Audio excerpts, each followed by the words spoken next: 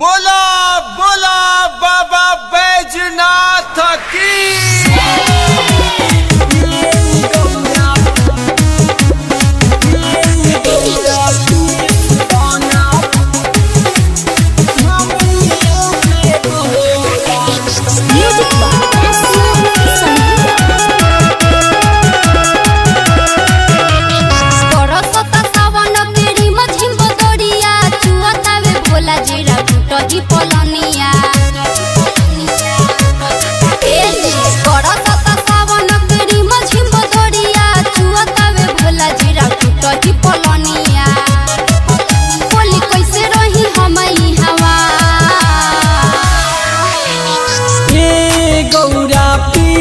दाना भंगिया के गोला महल बनाई कैलाश ओरा। ए गौरा पीस दाना भंगिया के गोला महल बनाए कैलाश ओरा। सनहिया रिकॉर्डिंग स्टूडियो कटसा।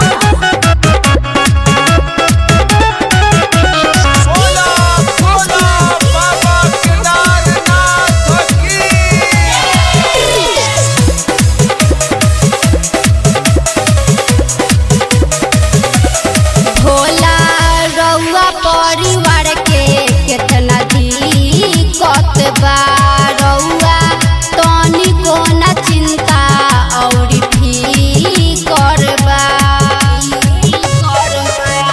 हाँ हाँ भोला रउआ परिवार के कितना दिक्कत बा रउआ तनी कोना चिंता और फिकर बा।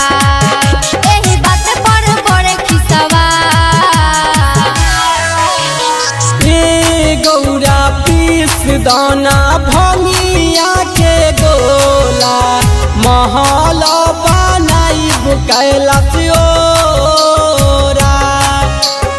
ए गौरा पीस दाना भंगिया के गोला महल बनाए कैलाश ओरा।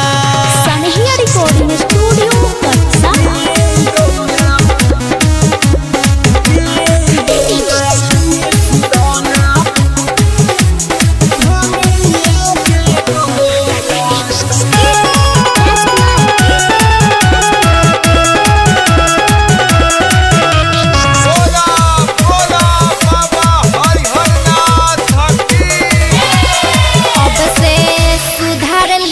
भोला अपन रहनिया के जल ढारे ओइले सुनिल राव सरनिया में।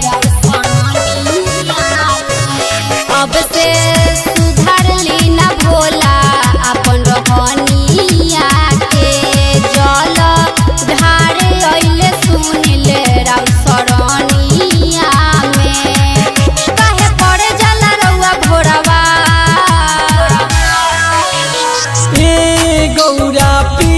दाना भंगिया के गोला महल बनाई कैलाश ओरा। ए गौरा पीस दाना भंगिया के गोला महल बनाए कैलाश